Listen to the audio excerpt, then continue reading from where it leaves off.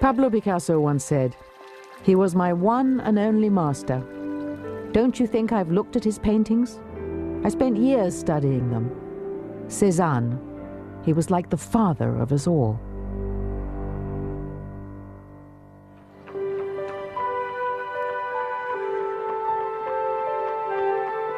In 1895, a French painter from a small town of Aix-en-Provence was given the first solo exhibition of his work in the heart of the art world, Paris.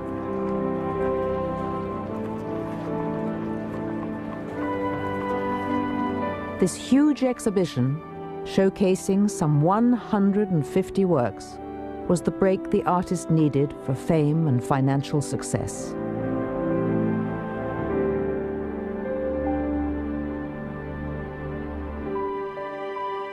Paul Cezanne had been painting for more than 40 years with little public recognition. But when his exhibition opened, he wasn't there. He stayed home in Provence, painting.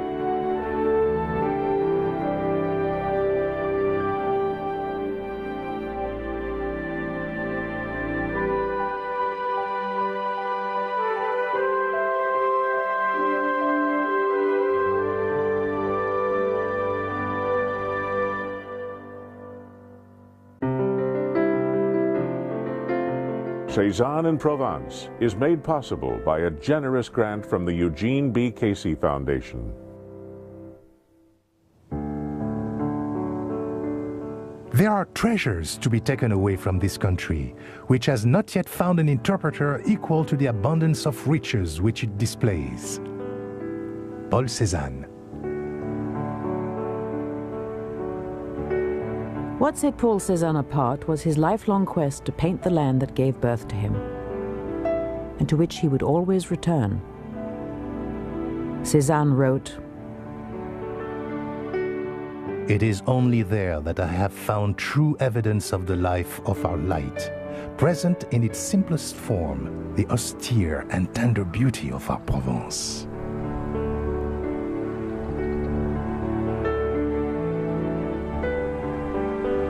Provence and Cezanne defined each other. As a child, he ran in its fields, bathed in its streams, and climbed its hills. One companion, a boy named Émile Zola, would grow up to be as important an author as Cezanne was an artist. When Zola left their hometown, Aix-en-Provence, the young Cezanne wrote to his friend, "My dear Émile, do you remember the pine tree which, planted on the bank of the river Arc, bowed its shaggy head above the steep slope extending at its feet? This pine which protected our bodies from the blaze of the sun. Ah, may the gods preserve it from the woodcutter's axe." Cezanne and his friends were very well versed in the classics, so they had a very deep understanding of Arcadian literature, the way that Virgil and other writers created an Arcadian world, a perfect world. And when they looked at the beautiful countryside around Aix-en-Provence, the unspoiled countryside as it was at that time, they saw themselves in a sense living in a modern Arcadia.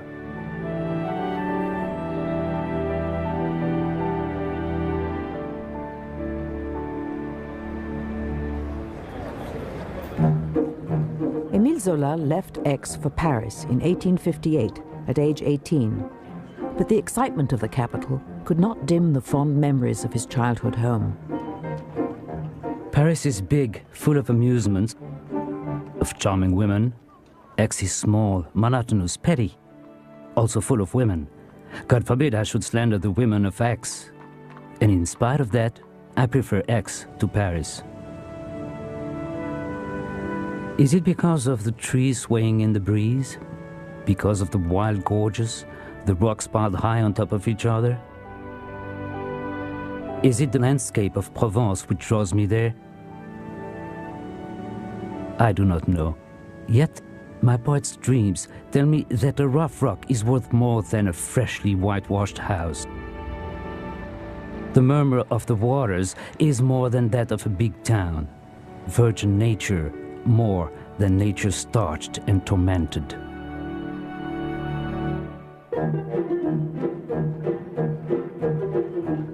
And yet Paris was the only place to be for an ambitious young writer or painter. Zola wrote to Cezanne, Paris offers you an advantage which you could find nowhere else. From 6 in the morning until 11 o'clock, you could paint from a living model in an art school studio, then take your lunch. And from 12 until 4 in the afternoon, you could copy a masterwork which attracts you in the Louvre or in the Luxembourg Museum. That would mean 9 working hours. I believe that is sufficient.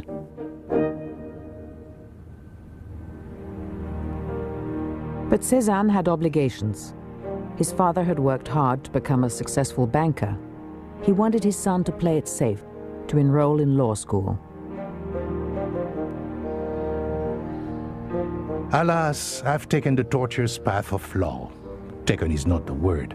I was forced to take it. The law, the horrid law, will make my life miserable for 3 years.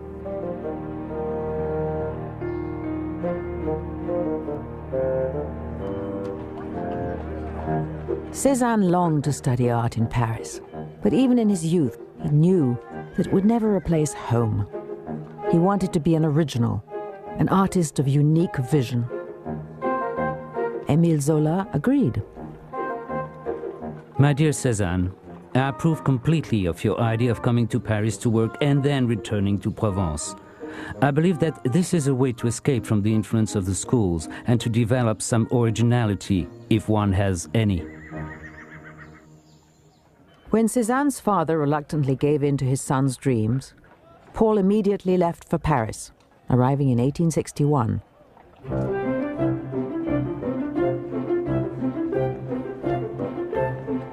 I have seen the Luxembourg and Versailles and the Louvre.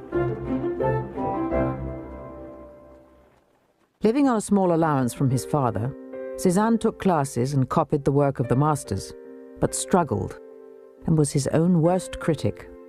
Émile Zola wrote, Sometimes, so you tell me, you throw your brushes at the ceiling when your results do not come up to your ideas. Why this discouragement, this impatience? I must confess, my heart is not very gay. I fritter away my petty existence to the right and to left. I have not been able to touch my painting. To prove something to Cezanne would be like trying to persuade the towers of Notre Dame to dance a quadrille. Nothing can bend him. Nothing can wring a concession from him. Otherwise, he remains the best fellow in the world. He was a young provincial artist with a heavy Provençal accent. And he fell in with the circle around Edouard Manet. Manet was a very sophisticated, totally Parisian artist. And the artists who worked around him were similar, very high bourgeois, confident, sophisticated Parisians. And Cezanne came there and really felt the country bumpkin.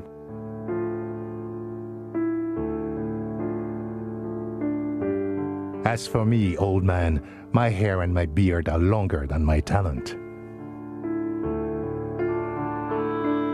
Rather than try to emulate them, he played up the role of the rebel artist, the rough country type. There's a famous story where he met Manet for the first time. Manet put out his hand to shake Cezanne's hand, and Cezanne said, "Oh no, please don't shake my hand, I haven't washed for a week." That was his whole goal, to make a point of being a Provençal, someone from an entirely different culture. That's why he spoke Provençal. All around Paris, he wore his Provençal outfit. You know, he had a red belt wrapped around his waist. That was part of the traditional Provençal dress. Like other ambitious artists of his time, Cezanne submitted his work to the all-powerful, government-sanctioned exhibition called simply the Salon. Each year, an elite jury sat in judgment with the power to make or break a career. Rewarding technical skill over artistic innovation, they rejected anything that threatened the status quo. The Impressionists, and indeed Cezanne himself, had a somewhat ambivalent attitude to this world. Cezanne actually always wanted to be accepted at the Salon, but he realized that he wasn't going to be, so he took the contrary route and actually did provocative paintings that he knew would be rejected. On Saturday, we're going to the Champs-Élysées to bring our canvases, which will make the Institute blush with rage and despair. In 1866, Cezanne sent his portrait of Anthony Valabregue, who was a poet and a friend of his from Aix-en-Provence, to the Salon. He knows it will be rejected, so that's also a way of getting publicity. I mean, in a way, it was a self-promotion to be seen to be thwarting the authorities. As was expected, Paul has been refused by the Salon jury, so have all the others. They have gone back to work. Although working among the Impressionists, Cezanne managed to stand apart from them, striving to make a unique contribution to the form. Not an easy thing to do when there was so much competition around in Paris in the 1860s and 70s. His work done in Paris in the 1860s is dark, dramatic, often very thickly and awkwardly painted, and I think this was a deliberate provocation to his contemporaries to show that he was a rough, tough, provincial artist laying on the paint by the trowel load.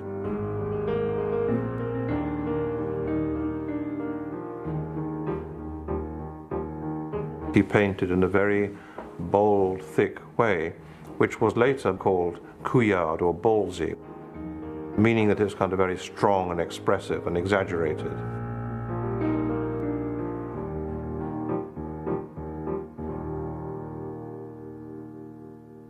We think of the Impressionists, Monet, Manet, and Renoir, among others, as being rebels themselves, but essentially this is a little bit of a romanticized view.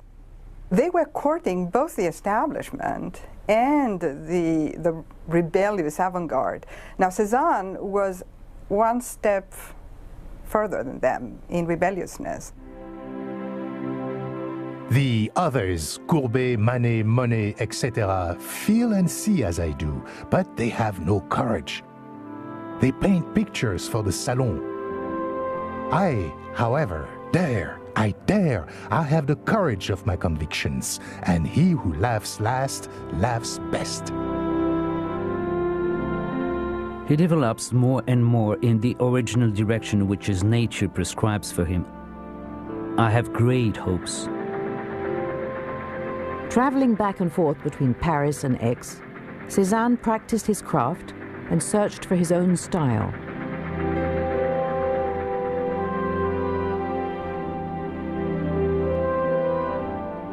He used his family in Aix as models, including his sister playing the piano. A mutual friend wrote, "My dear Zola, when Cezanne returns to Paris, you will see some pictures that you will like very much. Among others, a portrait of his father in a big armchair, which looks very good. The painting is light in color and the attitude very fine."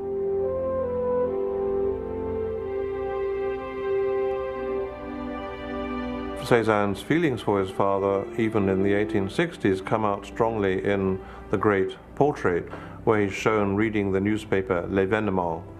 It shows him as a very imposing figure, but also it's a portrait done with great care and affection. In fact, the way that Cezanne, throughout his life, laid such an important emphasis on work, on hard work, is almost an attempt to prove to his father that becoming an artist in Paris or wherever was not just becoming a bohemian and sitting around and smoking drugs and hanging out with models, but actually was serious, solid, intellectual and physical work.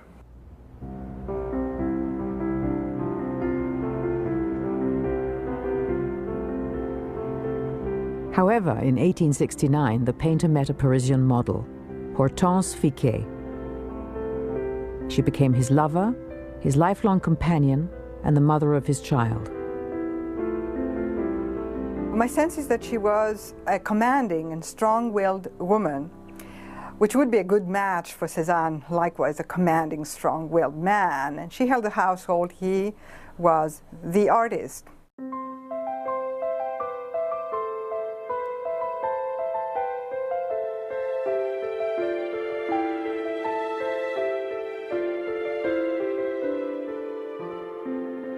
But Cezanne kept his family hidden from his father for more than a decade. Which is strange indeed, because Cezanne's own parents were in fact from quite humble origins, and they only married themselves after Cezanne and his sisters were born. His mother was the typical wife and mother of a provincial household, self-effacing, always out to support her children. His mother knew about his relationship. His mother knew about the son, her grandchild. So she was in the secret.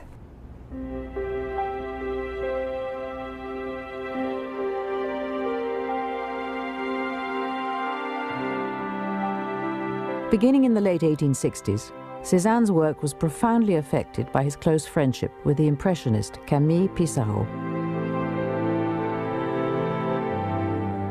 Pissarro was a kind of paternal figure for Cezanne, in many ways replacing the father figure that he always wished to have and didn't find in his own father. And what Pissarro taught him, and in the broader sense what he learned from Impressionism, was to work out of doors, to experience nature at first hand, and to paint nature with a broad, free, brushy technique.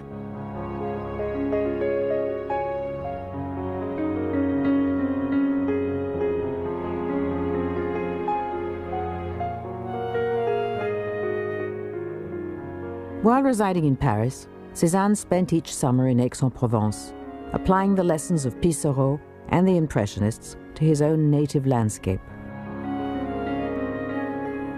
All pictures painted inside in the studio will never be as good as those done outside.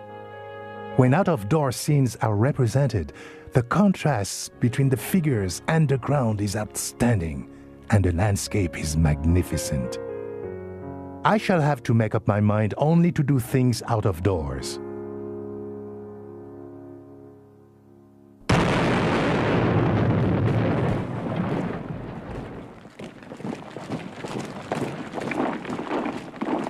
When France declared war on Prussia in 1870, Cezanne left Paris and settled in the village of L'Estaque on the Mediterranean coast.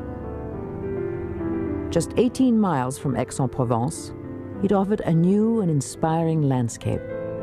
It also kept him safe from the conscription officer and kept his family secret from the prying eyes of his father.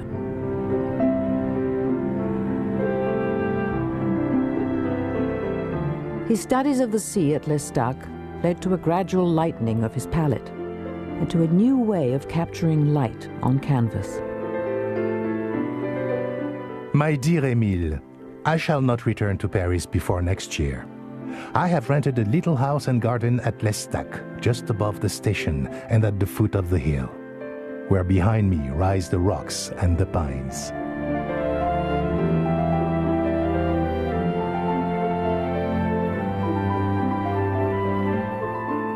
I am still busy painting. As you say, there are some very beautiful views here. The difficulty is to reproduce them. I began to see nature rather late, though this does not prevent it being full of interest for me.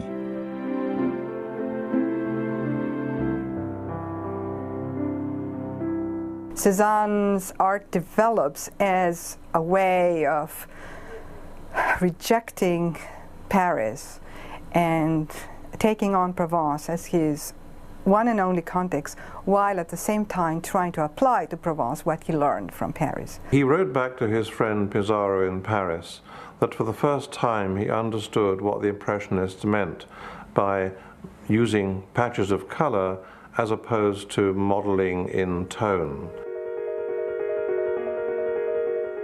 Cezanne actually draws very little under his oil paintings, very faintly, just to put things in place, and then essentially the work is being done with a color.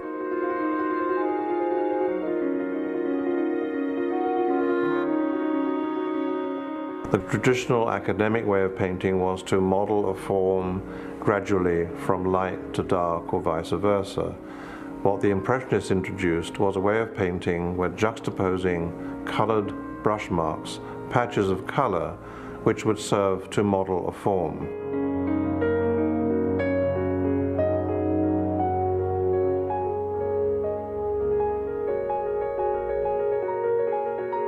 My dear Pissarro, I have started 2 little motifs with the sea. It's like a playing card. Red roofs over the blue sea. The sun here is so tremendous that it seems to me as if objects are silhouetted not only in black and white, but in blue, red, brown, and violet. I may be mistaken, but this seems to me to be the opposite of modeling.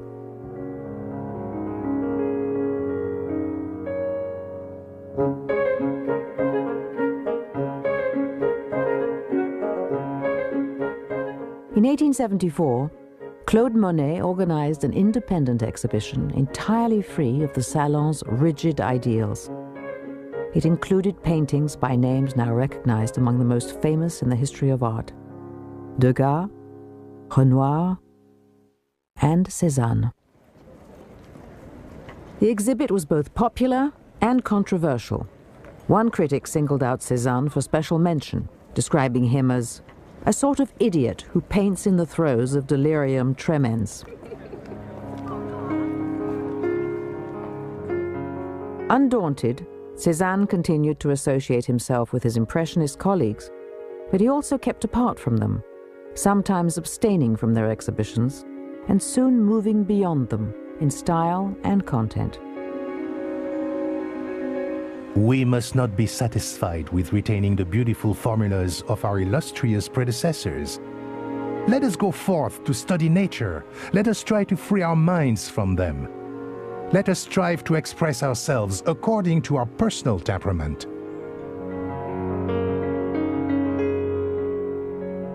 The way he took one phase of modern art and transformed it into something entirely different. Impressionism into an art of greater expression and abstraction is wonderful. It's his way of calling himself a link. Cezanne once famously remarked that he wanted to make the art of Impressionism something solid and serious, like the art of the museums. He wanted to reconcile the immediacy of Impressionist painting with the more solid, meaningful compositions of the old masters he admired. I am beginning to consider myself stronger than all those around me, and you know that good opinion I have of myself has only been reached after serious consideration. I have to work all the time. I must strive after perfection only for the satisfaction of becoming truer and wiser. Maybe his greatest goal was to try to put into permanent artistic form his feeling of engagement with the world, his sense of being in the world, if you like, his existential experience as a man and an artist, to somehow capture that in paint, to render, as he said very often, a harmony parallel to nature.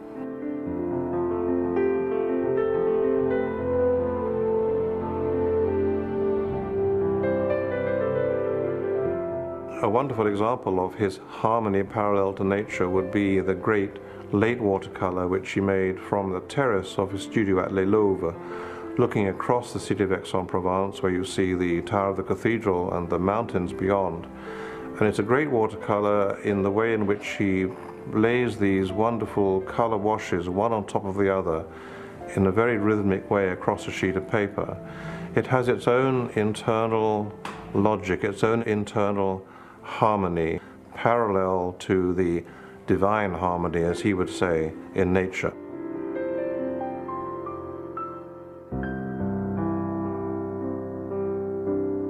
When you listen to a music, you don't know how to write notes or things like that. It's just you hear that and you feel well or not well. And it's the same with the painting, but it's with your eyes. And when you read a poem, it's the same thing. You have emotion. And that's what the painter tried to give you.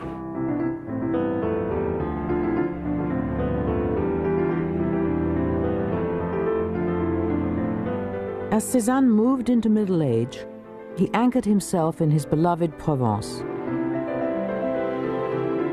His focus on its unique landscape helped him to grow in new directions. He made his own way and helped set the standard for those who would follow.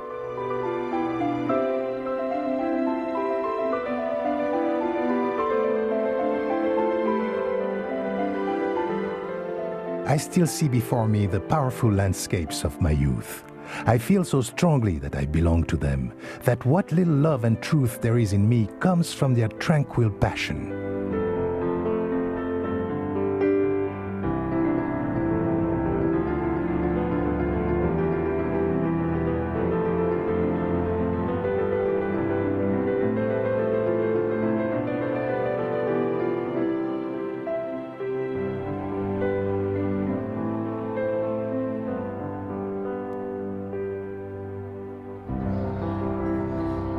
The family home near Aix, called the Jardin de Buffon, was an especially resonant subject. Acquired by Cezanne's father in 1859, it came to embody their complex relationship. Though disappointed with his son's chosen profession, Cezanne's father also showed his support, building a studio on the top floor and allowing his son to paint life-size murals in the main salon.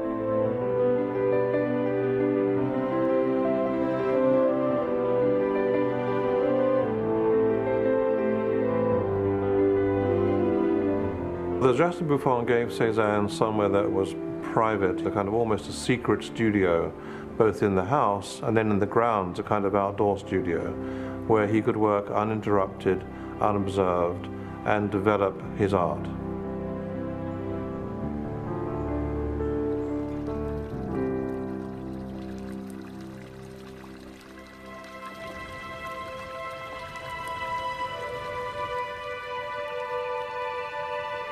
Cezanne executed his first open-air paintings in the grounds of the Jardin de Buffon.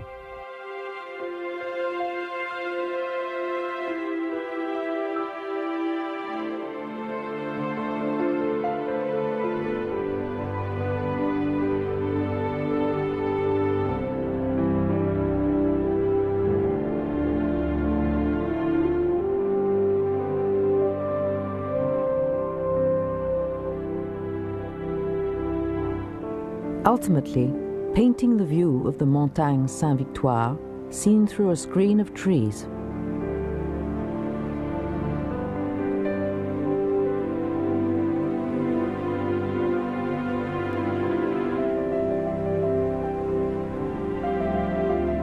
Cezanne painted the Montagne Saint-Victoire like no one else. First of all, it was just there.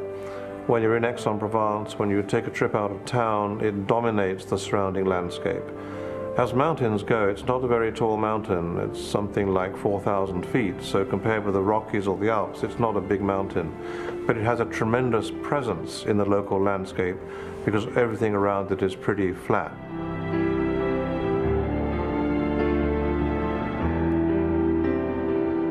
My dear Émile, when I went to Marseille, a stunning motif appears on the east side, Sainte-Victoire and the rocks that dominate.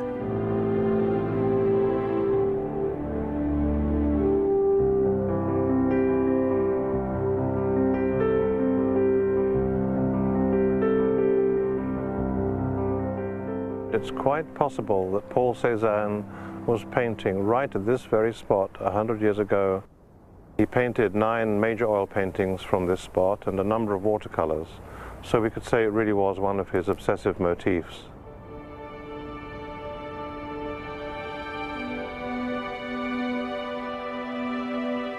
Montagne Saint-Victoire held both a philosophical and aesthetic fascination for Cezanne. He understood that it was ancient. His friend Marion had discovered prehistoric remains there. It had been a religious symbol in pre-Roman times. And it had tremendous personal associations for him. It was a place where Zola and their other friends had explored during their carefree youth. It presided over the landscape that he had loved so much as a child.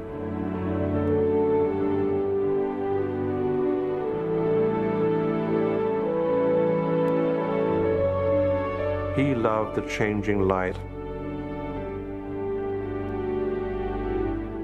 the changing colors, and expressed it in the whole series of nearly a dozen paintings, all taken from the same point of view.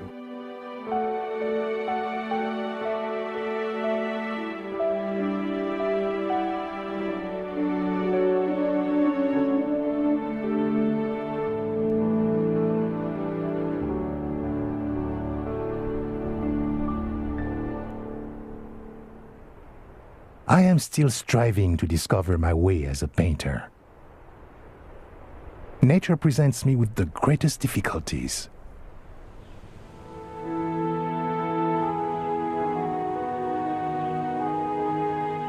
Cezanne deeply loved the quarry at Bibimus. It's a place where he could almost literally penetrate the landscape of his native Provence.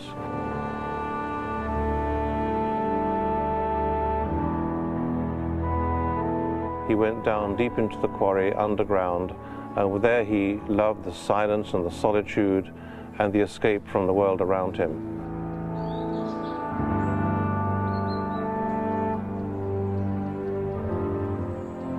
Also, I think he was attracted by the way the rocks had been cut, by the striations of the chisels that we can still see today, was something that I think appealed to his aesthetic sensibility and found a kind of correspondence in his own brushwork.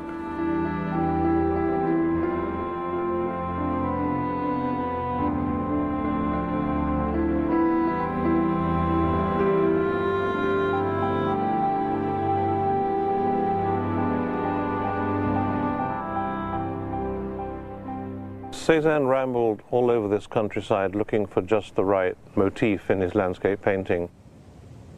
He visited the supposed house of the sculptor Pierre Puget, and clearly the historical association of that place was important to him.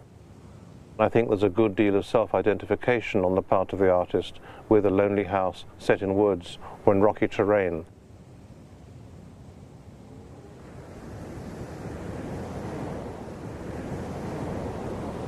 He loved the solitude of the back country behind L'Estaque, where he painted the dramatic rocks. It has a kind of primeval feeling still, and I think Cezanne responded to that remoteness.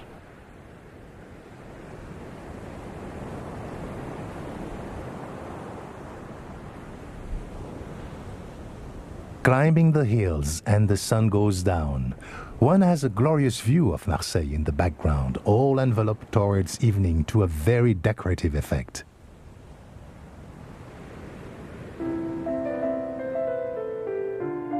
In 1886, after a decade of secrecy, Cézanne's father learned of Hortense and of his grandson Paul Jr. All were reconciled, and Hortense and Cézanne were married, just months before his father's death. But in that same year, Émile Zola published L'Œuvre, a novel which featured a barely concealed and unflattering portrait of Cézanne. Zola wrote, He threw himself into the impossible task of putting all nature on one canvas, and exhausted himself without ever bringing forth the expected work of genius. It was the end of their friendship. In spite of his excellent nature and rich natural gifts, Paul cannot bear any criticism, however gentle it may be.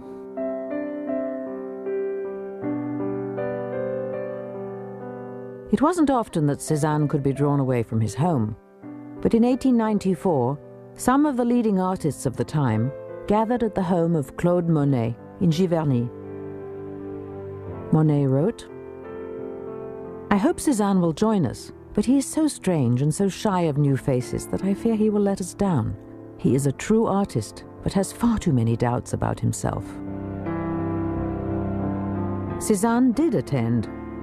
One female artist described him in vivid detail. When I first saw him, I thought he looked like a cutthroat with large eyeballs standing out from his head in a most ferocious manner, a rather fierce-looking pointed beard, and an excited way of talking that positively made the dishes rattle. I found out later that far from being fierce or a cutthroat, he has the gentlest nature possible. He doesn't believe that everyone should see alike.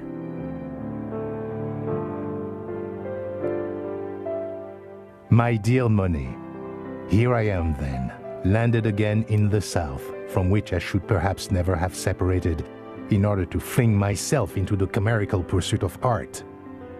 To end, may I tell you how happy I was about the moral support received from you, which served as a stimulus for my painting. In 1895, gallery owner Ambroise Vollard came across Cezanne's work at a Parisian art supply shop, where artists traded canvases for supplies. He was inspired, and a solo show was arranged. Dear Monsieur Vollard, I do not think that I shall in any way harm the course of my studies by exhibiting. The exhibition featured some 150 canvases and promised the artist widespread public recognition. But Cezanne chose not to attend. He both wanted recognition but didn't want it. And he, in fact, was quite upset when he read some of the reviews of the show, even positive reviews, that his work was becoming known. It's very puzzling in a way, but he, I think, lived for his art and was in a way disdainful about its public success, yet at the same time it's hard to believe he didn't somehow enjoy that at the end of his life. He was like a monk, in fact. That's why he wanted to be alone, free and alone, and he didn't like to have someone around him when he painted. Visitors arrived in Aix, seeking the man whose paintings had inspired a new vision of what art might achieve. But the reclusive Cezanne was not pleased. I thought that one could do good painting without attracting attention to one's private life. Certainly an artist wishes to raise himself intellectually as much as possible, but the man must remain obscure. The pleasure must be found in the work.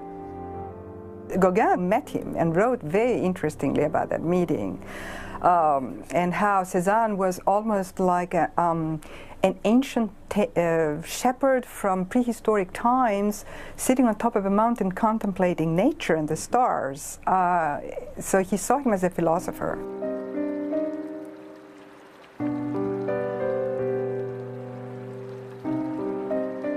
In 1899, the Jas de Buffon had to be sold after Cezanne's mother's death. And at that point, one of his friends made a final visit to the house with Cezanne, and he described Cezanne breaking down in tears in front of the portrait of his father in the house. He was so moved and upset by the selling of the house, partly because it was so deeply associated with his father, with whom he had very affectionate memories.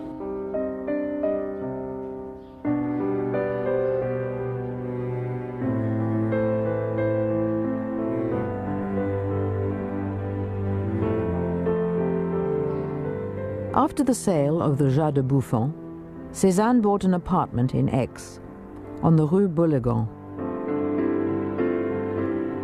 He built a studio on the top floor, with a north-facing window for the best light.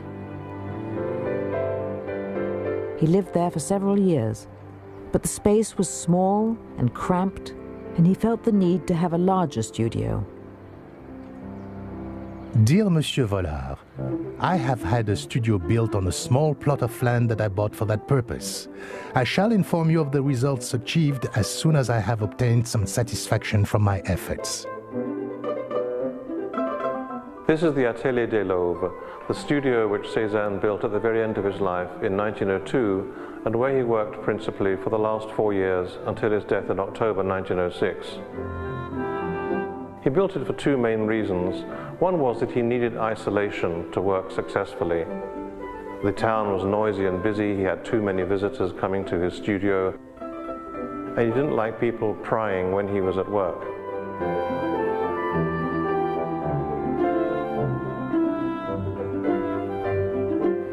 The second reason was that he had begun at the end of his life to paint some monumental canvases, mainly devoted to the female nude, and he needed a very large space in which to paint them, and this room fitted the bill.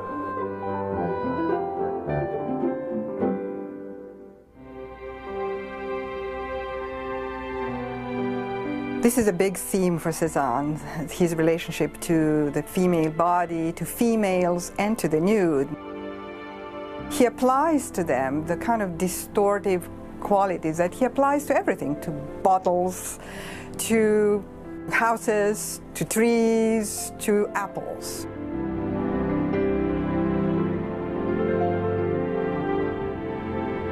It's all part of that deliberate awkwardness, that primitivizing quality that he wants to establish as an aesthetic value, which he also sees as being an aesthetic value of the provincial countryside.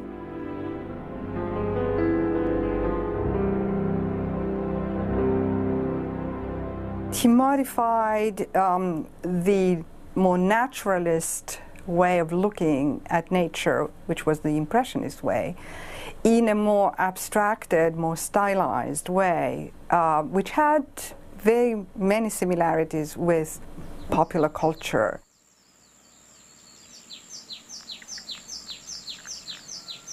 The studio was constructed with this very large north window. Cezanne, like most painters, liked the cool, clear northern light when he was working. And there are also drapes there so that he could adjust the intensity of light, because the light here in Provence can be very, very bright indeed. And then also behind me you see a special tall, narrow doorway, a kind of slot, which he had built in, again, especially so that he could roll the very large canvases in and out of the studio.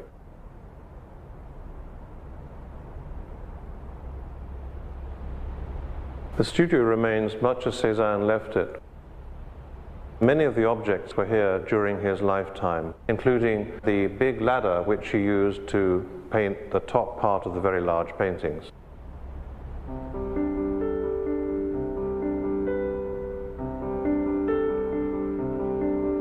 Bowls of fruit designed to evoke the atmosphere of his studio.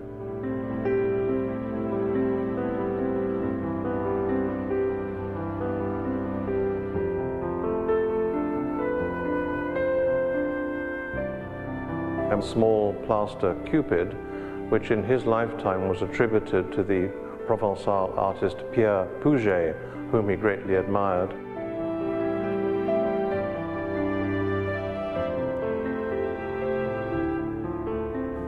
We also see his painting boxes which he took out into the countryside when he went plein air painting.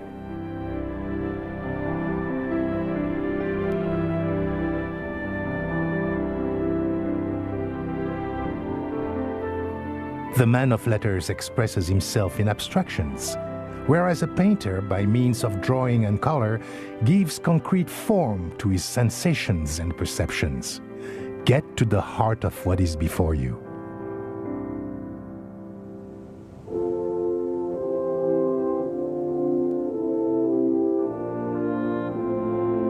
The long years of hard work had brought him to the very position he had sought from the beginning. His work was forever linked to the landscape, but it never stopped evolving. Within the views he painted of the mountain from near Les Louvres between 1902 and his death in 1906, there's quite a variety of style.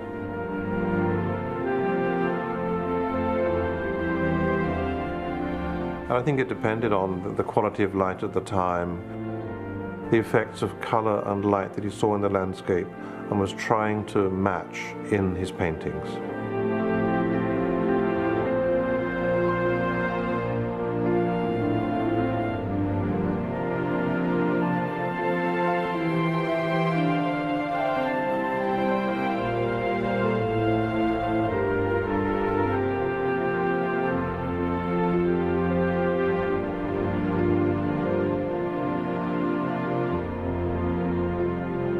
We need to take into consideration too that Cezanne's eyesight may have been failing towards the end of his life.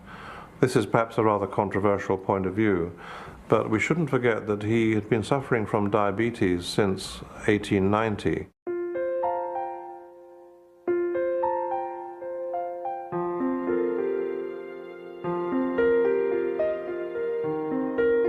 A remarkable example of his late abstraction is the painting taken from the terrace of the studio at Les Louvres, looking across Aix-en-Provence. And there we see broad areas, broad patches of color, which are really abstract. At first it's hard to determine what you're looking at. I think he couldn't see clearly, but he was responding to these color sensations he was receiving from the sky and the landscape itself.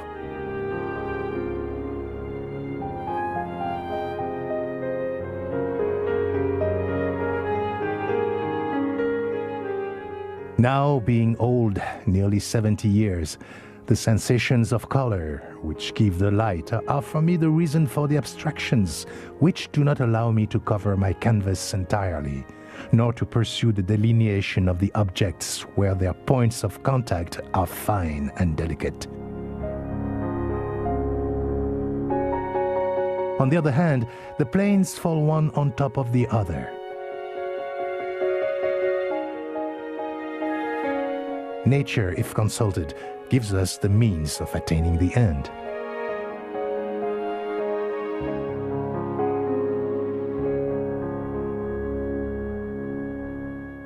When Cezanne heard of Zola's death in 1902, he broke into tears and locked himself away. The sense of frustration he had often shared with his old friend had never lessened. My age and health will never allow me to realize my dream of art, which I have been pursuing all my life. To my mind, one does not put oneself in place of the past. One only adds a new link.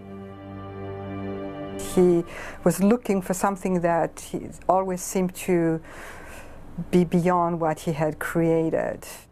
In some ways, is that he never recognized the value of his works.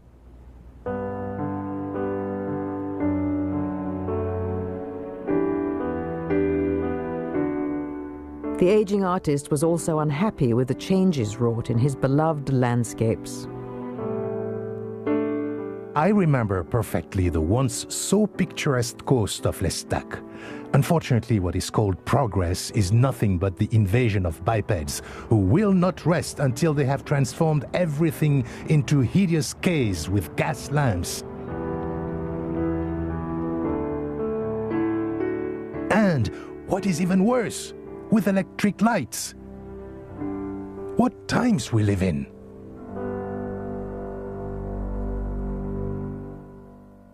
He wrote often to his son Paul. My dear Paul, in order to give you news as satisfactory as you would like, I would need to be 20 years younger. I eat well, and a little moral satisfaction would do me a lot of good, but work alone can give me that.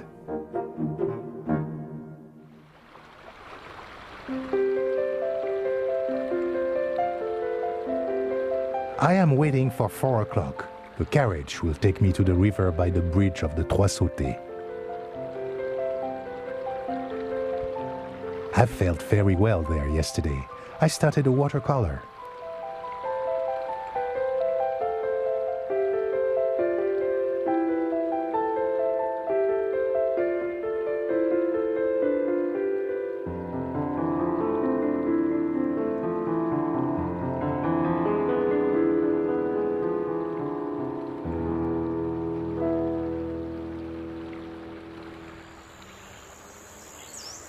I am going up to the studio. I get up late this morning, after 5 o'clock. My dear Paul, I have nothing to do but paint. Cezanne was already moving into a mood of greater distance and bitterness from the artistic world of his time, especially the world of artistic trade, of galleries, exhibitions. In fact, he wasn't interested in showing anymore. What absorbed him by them was entirely problems that had to do with his painting. How do you handle volume? How do you handle perspective? How do you handle nature? How do you handle tradition? The sense you get is one of consistent search in Cezanne. The skulls became a very significant motif for Cezanne at the end of his life. He was very conscious of his own mortality.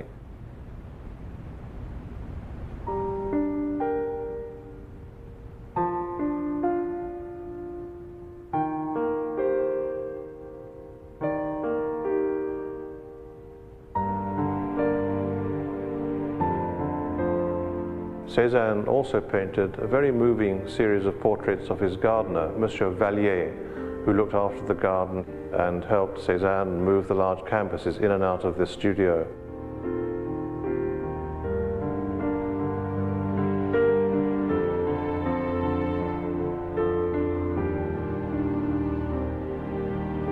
The portraits of Vallier are very moving, very Rembrandtesque. They're extremely thickly painted, emphasizing the old man's rugged features and gnarled hands. And I think that Cezanne saw in this old man a kind of premonition of his own old age and his impending death.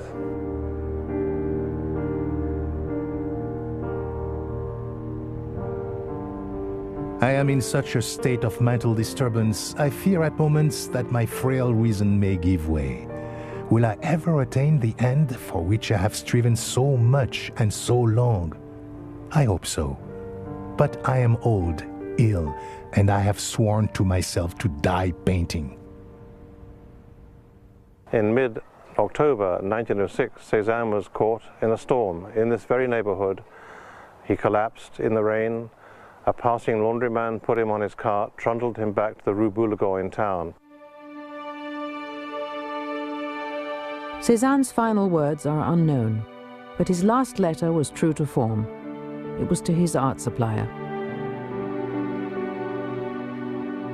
Monsieur, it is now 8 days since I asked you to send me 10 Burnt Lakes No. 7, and I have had no reply.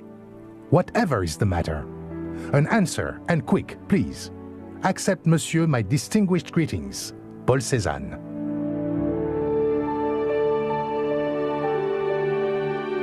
An independent man, an artist proud to call himself provincial. A painter who paved the way for Cubism and the inspiring work of the 20th century. Paul Cezanne was, above all, a local, a native, a Provençal. I have asked myself whether the short time given us would be better used in an attempt to understand the whole of the universe, or to assimilate what is within our reach. On October the 20th, 1906, the painter's sister, Marie, wrote to his son. Your father has been ill since Monday. He remained outside in the rain for several hours. He was brought back in a laundry cart, and 2 men had to carry him up to his bed.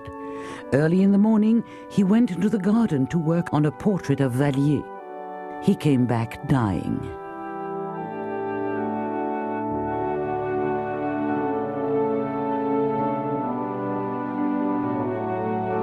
Three days later, on October the 23rd, 1906, Paul Cezanne died.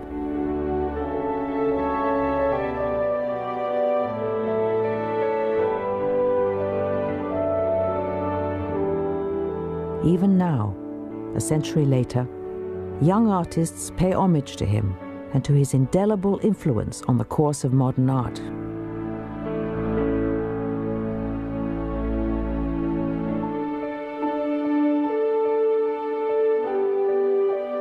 We must not be satisfied with retaining the beautiful formulas of our illustrious predecessors.